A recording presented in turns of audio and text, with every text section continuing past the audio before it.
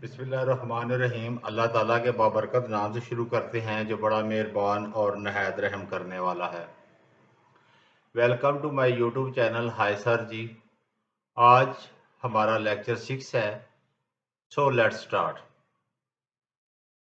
आज हम पढ़ेंगे will have, shall have, will have to, shall have to और विल और शैल के बारे में। फ्यूचर में he, she, it, they and you के साथ हम विल का यूज करते हैं। आई और वी के साथ हम शैल का इस्तेमाल करते हैं। इनकी आम पहचान यही होती है कि उर्दू सेंटेंस के आखिर में गा, गी, गे आता है। विल हैव कहाँ पे यूज होता है? मुस्तकबिल में मलकियत के इजहार के लिए। शैल हैव इस्तेमाल होता है मुस्तकबिल में मलकियत के इजहार के लिए। विल हैव टू मुस्तकबिल में मजबूरी के इजहार के लिए। जब आपने किसी भी जगह पे मजबूरी ज़ाहिर करनी है तो फिर आपको विल हैव टू का यूज करना पड़ेगा। और शैल हैव टू का भी इस्तेमाल मजबूरी के इजहार के लिए करना पड़ेगा। अब आप इंग्लिश में देखते हैं कि हम इंग्लिश में ज़रा इसको बता दूं कि इंग्लिश में भी इसको क्या कहते हैं। He, she, it, they and you के साथ विल इस्तेमाल होगा। आई और वी के साथ शैल इस्तेमाल होगा। If only to reveal the future, अगर आपने सिर्फ फ्यूचर ही जाहिर करना है तो। Will have to express ownership in the future. Shall have to express ownership in the future. Will have to express the compulsion in the future. Shall have to express the compulsion in the future. ताकि English वालों को भी समझ आ जाए जो English में ये देखना चाहते हैं, और उर्दू वालों को भी समझ आ जाए जो उर्दू में पढ़ना चाहते हैं। इसलिए मैंने दोनों में कर दिया, इंग्लिश में भी और उर्दू में भी। अब इसमें एक डिफरेंस भी है। विल और शैल के यूज में एक डिफरेंस भी है।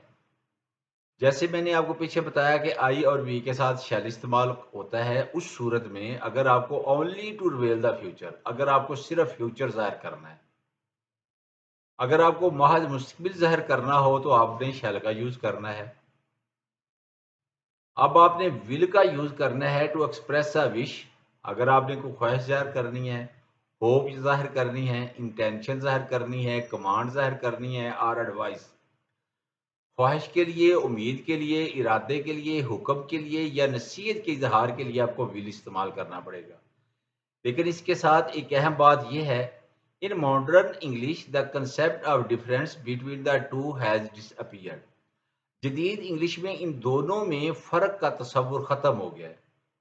कि कहा यह जाता है कि अब विल और शैल लगाने के अंदर कोई तमीज़ बाकी नहीं रही। इसलिए आप आई के साथ चाहे विल लगाएं, चाहे आप ही, शी, इट के साथ विल लगाएं या शैल लगाएं। देखिए, मैंने तमाम सेंटेंसेस में ज़्यादातर विल का यूज़ किया है। जब हम प्रैक्टिस करेंगे तो आपको पता चल जाएगा। अब इनकी एक दफ़ा फिर तरतीब बता दूं उन स्टूडेंट के लिए जो नए आए हैं। ये सेंटेंस बनाने की तरतीब क्या है? सबसे पहले सब्जेक्ट आएगा, फिर हेल्पिंग वर्ब आएगा, फिर वर्ब की फर्स्ट फॉर्म आएगी, फिर ऑब्जेक्ट आएगा, फिर एक्सटेंशन ऑफ द प्रेडिकेट आएगा, और एंड पे हम फुल स्टॉप लगाएंगे। नेगेटिव सेंटेंस में सबसे पहले सब्जेक्ट आएगा, फिर हेल्पिंग वर्ब आएगा, फिर नॉट आएगा, फिर वर्ब की फर्स्ट फॉर्म आएगी, फिर ऑब्जेक्ट आएगा, फिर एक्सटेंशन ऑफ द प्रेडिकेट आएगी, और एंड पे हम फुल स्टॉप लगाएंगे। इंटेरोगेटर सेंटेंसेस में सबसे पहले हेल्पिंग वर्ब आएगा, फिर सब्जेक्ट आएगा, फिर वर्ब की फर्स्ट फॉर्म आएगी, फिर ऑब्जेक्ट आएगा, फिर एक्सटेंशन ऑफ द प्रेडिकेट आएगी, और एंड पे क्वेश्चन मार्क लगेगा। इंटेरोगेटिव और नेगेटिव सेंटेंस में सबसे पहले हेल्पिंग वर्ब आएगा, फिर सब्जेक्ट आएगा, फिर नॉट आएगा, फिर वर्ब की फर्स्ट फॉर्म आएगी, फिर ऑब्जेक्ट आएगा, फिर एक्सटेंशन ऑफ द प्रेडिकेट आएगा। याद रखें, एक्सटेंशन ऑफ द प्रेडिकेट और प्रेडिकेट में थोड़ा सा फर्क है। अगर आप खाली प्रेडिकेट बोलेंगे तो उसका मतलब है ऐसा सेंटेंस या सेंटेंस का एक ऐसा हिस्सा जिसमें सब्जेक्ट की तारीफ की जाए, उसको हम प्रेडिकेट बोलेंगे। सब्जेक्ट के बाद बाकी जितने चीज़ें हैं उसमें वर्ब है, हेल्पिंग वर्ब है, ऑब्जेक्ट है, उसको सबको प्रेडिकेट बोलेंगे। लेकिन जब हम लफ्ज़ इस्तेमाल करेंगे एक्सटेंशन ऑफ द प्रेडिकेट, तो फिर उसमें ना सब्जेक्ट होगा, ना वर्ब होगा, ना ऑब्जेक्ट होगा, ना हेल्पिंग वर्ब होगा। इन चारों के अलावा जो चीज़ बचेगी उसको हम एक्सटेंशन ऑफ द प्रेडिकेट बोलेंगे। इस फ़र्क को याद रखिएगा। अब हम इसकी एग्जांपल्स देखते हैं। विल और शैल कहाँ पे हम यूज करते हैं। क्या आप मेरे साथ ठहरोगे, विल यू स्टे विद मी।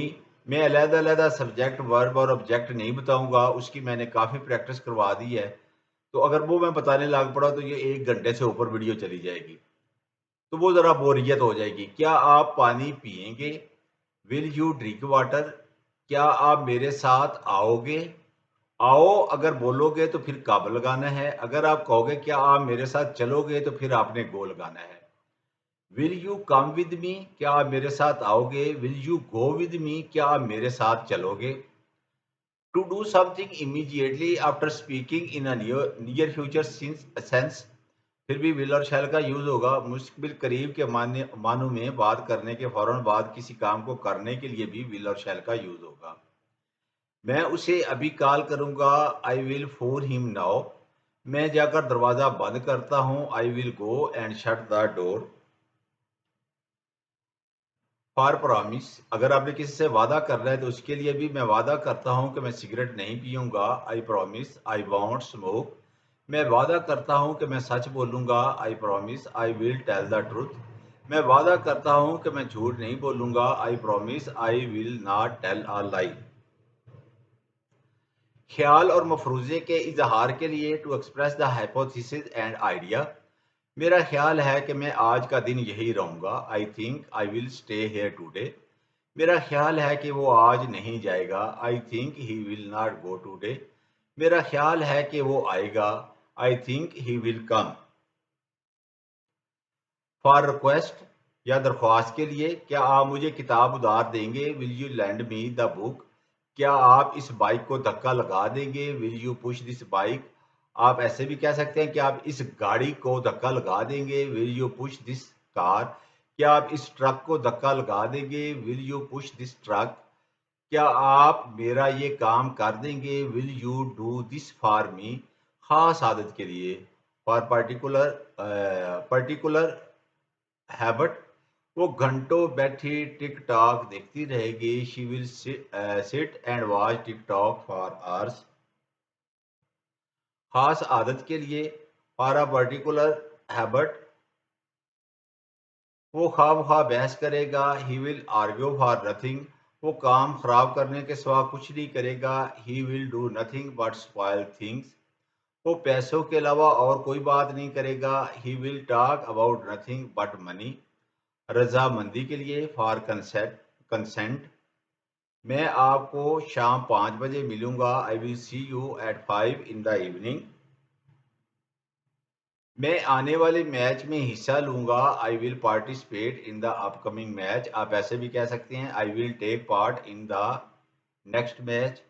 हुक्म के लिए भी, आल्सो फॉर कमांड, तुम ये होमवर्क करने के बाद जाओगे, you will go after doing this homework. तुम आज सारा दिन पढ़ोगे, you will study all day today. हर शख्स सवेरे उठेगा, every one will get up early.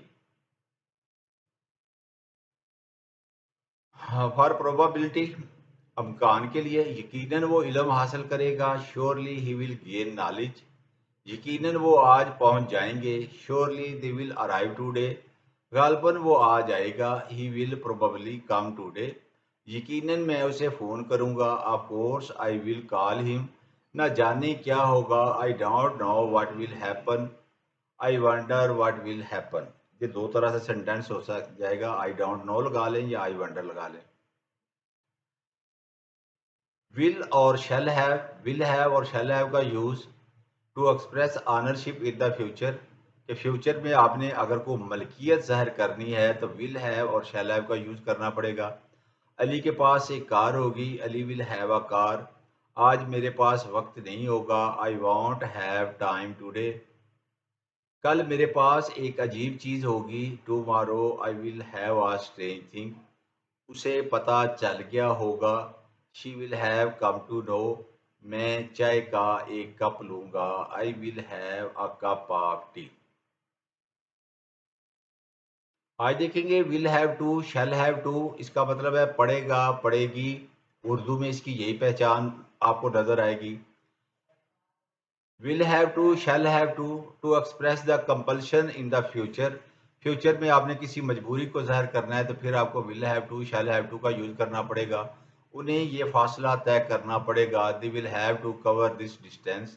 तुम्हें सूरज गरूब होने से पहले घर पहुंचना पड़ेगा। You will have to reach home before sunset. तुम्हें सलाह फंड में चंदा देना पड़ेगा। You will have to contribute to the flood fund. आपको मेरा हुक्म मानना पड़ेगा। ओबे you will have to obey my order. Thanks for watching. अगर आपको वीडियो पसंद आई है लाइक कर दें, शेयर कर दें, सब्सक्राइब कर दें और बेल आइकन के बटन को प्रेस कर दें ताकि हर नई आने वाली वीडियो का नोटिफिकेशन आपको मिल सके। See you till the next video.